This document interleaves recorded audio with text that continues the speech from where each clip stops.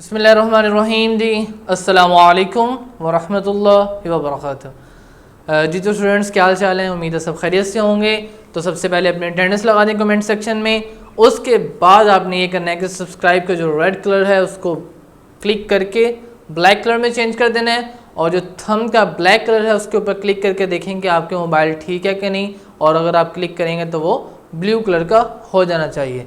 ठीक है, अब बढ़ते हैं हम अपने लेक्चर की जानिब, लेक्चर नंबर 43, और हम पढ़ने जा रहे हैं रेडिकल्स एंड रेडिकेंड्स। एक्सरसाइज 2.3 से पहले की ये थ्योरी है, तो इसको अच्छी तरह से समझ लें, तभी हमें एक्सरसाइज समझ आएगी, वरना एक्सरसाइज कुछ पल्ले नहीं पढ़नी। तो सबसे पहले डेफिनेशन है जी, ये सारी आपने अच्छी तरीके से याद कर लेनी है। कोई भी डेफिनेशन आ सकती है, रेडिकल की, रेडिकल साइन की, बेस की, रेडिकेंड की, तो बहुत ये फ़ायदेमंद है। ठीक है, अच्छे से समझ लें इसको। कह रहे जी, सबसे पहले हेडिंग है radicals and radicands. If N is positive integer, n को क्या होना चाहिए? पॉजिटिव इंटीजर होना चाहिए। और से सुने, एन को क्या होना चाहिए? पॉजिटिव, नेगेटिव का नंबर नहीं चलेगा। ठीक, और इंटीजर होना चाहिए, रियल नंबर नहीं, इंटीजर। इंटीजर क्या होते हैं? प्लस के 1 2 3 पूरे पूरे, या फिर नेगेटिव के, लेकिन नेगेटिव के तो होने नहीं चाहिए, पॉजिटिव कह दिया तो इसका मतलब हमारे पास क्या हो सकते हैं? 1 2 3 से इस तरह से सो ऑन जो है वो चल सकते हैं। ठीक, लेकिन यहाँ से तो ये समझ लगा कि 0 हो सकता है, 1 हो सकता है पॉजिटिव का, 3 हो सकता है, लेकिन साथ ही उसने कह दिया ग्रेटर देन 1 भी हो, यानी ना 0 ना 1, तो फिर क्या चल सकता है? सिर्फ 2, और 2 से ऊपर वाली जो गिनती है वो ही होनी चाहिए। ठीक है, if N is positive integer greater than 1, तो इसमें बटे वाले, इशारे वाले जो हैं वो, डेसिमल्स वाले, फ्रैक्शन वाले कोई काम नहीं आने। ठीक है, एन की जगह पे हम जो है वो इस तरह के नंबर्स नहीं रख सकते। ठीक है, इंटीजर्स होने चाहिए greater than 1, and A is a real number. और जो ए है इस जगह के ऊपर कोई भी नंबर आ सकता है, चाहे वो फ्रैक्शन में हो, चाहे वो डेसिमल में हो, जैसा भी हो। Then any real number x such that x raised to power n is equal to a, तो इसको बोलते हैं x raised to power n, x power n भी क्या लेते हैं? x raised to power n is equal to a is called the nth root of a। तो ये क्या कहलाता है? nth रूट कहलाता है। कब? जब इस तरह से लिखा हो, और इसी को हम इस तरह से भी लिख सकते हैं। And in symbols is written as x is equal to a nth root. ठीक, अगर n ना हो तो हम बोलते हैं स्क्वायर रूट।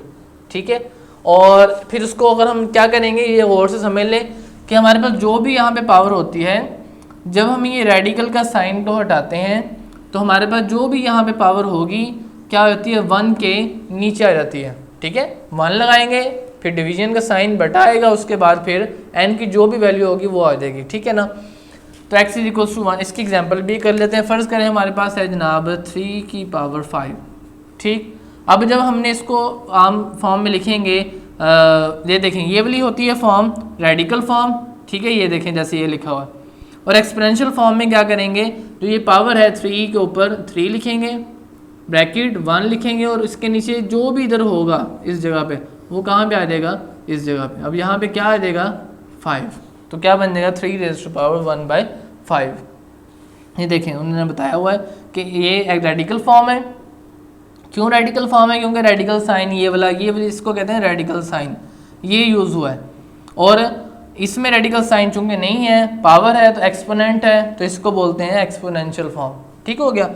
अब एक ये भी समझ लें उससे पहले कि हम मज़ीद इसको डिस्कस करें, कि हमारे पास यहाँ पे अगर कुछ ना लिखा हो तो उसका ऑटोमेटिकली बात होती है कि यहाँ पे क्या लिखा हुआ है? 2।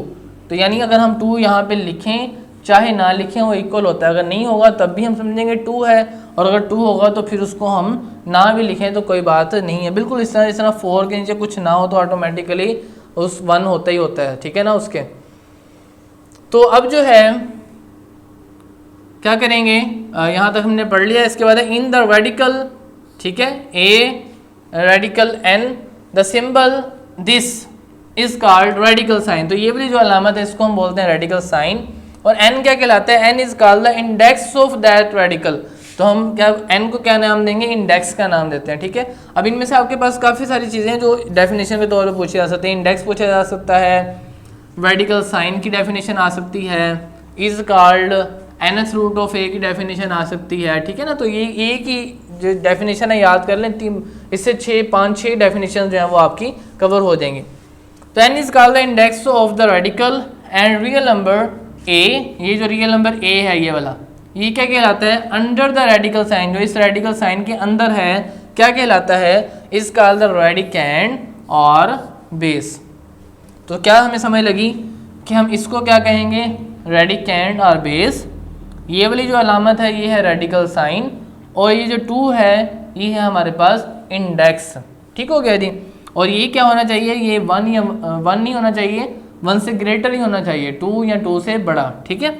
और अगर इस तरह होगा तो हम 2 लिखें चाहे ना लिखें, और ये रेडिकल फॉर्म होगी, और ये क्या होगी हमारे पास एक्सपोनेंशियल फॉर्म होगी।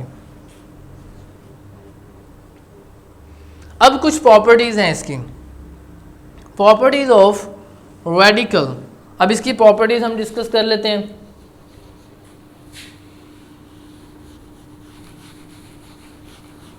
अब जो पहली प्रॉपर्टी है वो ये कहते हैं कि अगर हमारे पास 2 नंबर्स हों और उनके ऊपर रेडिकल साइन के ऊपर इंडेक्स हो, तो वो जो इंडेक्स होता है वो हम दोनों के ऊपर अलग अलग से भी अप्लाई कर सकते हैं, बिल्कुल इस तरीके से।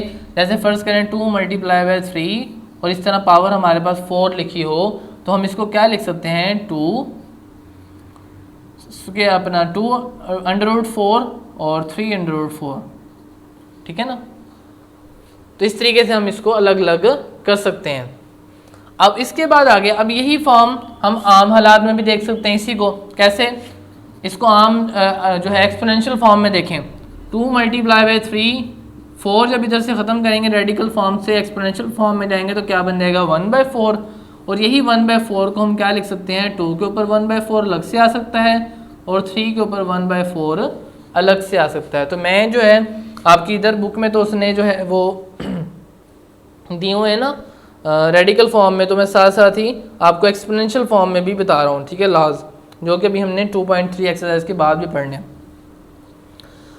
अब इसके बाद है जी a ओवर b, कि a ओवर b अगर हो ऊपर रेडिकल हो तो वो क्या हो जाएगा, दोनों के ऊपर अलग अलग से भी आ जाएगा, यानी a का रेडिकल साइन अलग से और b के ऊपर अलग से। तो इसी तरीके से अगर हमारे पास 2/3 और ऊपर पावर हो 1/4, तो 1/4 2 के ऊपर अलग से और 3 के ऊपर अलग से भी आ सकती है, ठीक है ना। इसके बाद देखें 3 में क्या कहता है वो, कि आपके पास एक जो है वो रेडिकल साइन के अंदर बेस है, उसके ऊपर फिर एक और रेडिकल साइन है, तो फिर क्या होगा, जो उस रेडिकल साइन का जो इंडेक्स है उसको हम मल्टीप्लाई कर देंगे अंदर वाले इंडेक्स के साथ, ठीक है। तो क्या बन जाएगा nm। अगर हम इसी को एक्सपोनेंशियल फॉर्म में देखें, पहले इस फॉर्म में देख लेते हैं, 2 की पावर इधर जो है हमारे पास इंडेक्स 3 और इधर 4। जब हम इसको सिंपली करके लिखेंगे तो हमारे पास क्या आंसर आएगा, 212। इस 4 और 3 को आपस में क्या कर देंगे, मल्टीप्लाई कर देंगे। उसके बाद है जी पार्ट 4, इसमें अब क्या करेंगे, कहते हैं कि अगर आपके पास ये nm हो तो आप m को जो a की पावर है m, इसको आप टोटली बाहर भी निकाल के लिख सकते हैं। किस तरह से जी, अगर आपके पास 2 की पावर 3 और इधर है आपके पास 4, तो आप इसको क्या लिख सकते हैं, 2 और ये 3। अब ये भी कैसे लिखा जा सकता है देख लेते हैं। देखें ज़रा, जब आप इस रेडिकल को एक्सपोनेंशियल फॉर्म में ले जाएंगे तो ये बन जाएगा ना 3/4। अभी 3/4 कैसे बन गया, सर ने तो कहा था 1 के नीचे लिखना है। तो देखिए 2 के ऊपर अगर कुछ ना हो ना यहाँ पे, फिर आपने लिखना है 1 के नीचे, और अगर यहाँ पे कोई पावर हो तो फिर 1 की बजाय वही वाली पावर आपने ऊपर लिखनी है, ठीक हो गया, 2 और 3/4। अब आप क्या करें, आप जो 3/4 है इसको आप लिख सकते हैं 3 मल्टीप्लाई 1/4 लिख सकते हैं, बिल्कुल 3 1 द 3। तो ये देखें ये बन जाएगा 2 की पावर 1/4 मल्टीप्लाई बाय 3, ठीक है जी। अब इसको आप इस तरह भी लिख सकते हैं कि 2 की पावर 1/4 और बाहर 3। क्यों, क्योंकि आपको पता होना चाहिए कि आपस में जब मल्टीप्लाई होती हैं, ये पावर्स के ऊपर पावर हो तो वो आपस में क्या होती है, मल्टीप्लाई। अब ये जो 2 की पावर 1/4 है इसको फिर दोबारा से रेडिकल साइन में चेंज कर दें, तो ये क्या बन जाएगा 2 की पावर 4 और बाहर क्या चला गया 3, तो ये देखें ये इस तरह से बन गया ये। ठीक है, मज़ीद हम जब इसके क्वेश्चंस करेंगे तो आपको मज़ीद समझ आ जाएगी। ठीक है, अब जो है इसकी लास्ट 5 वाली जो है वो प्रॉपर्टी वो डिस्कस कर लेते हैं।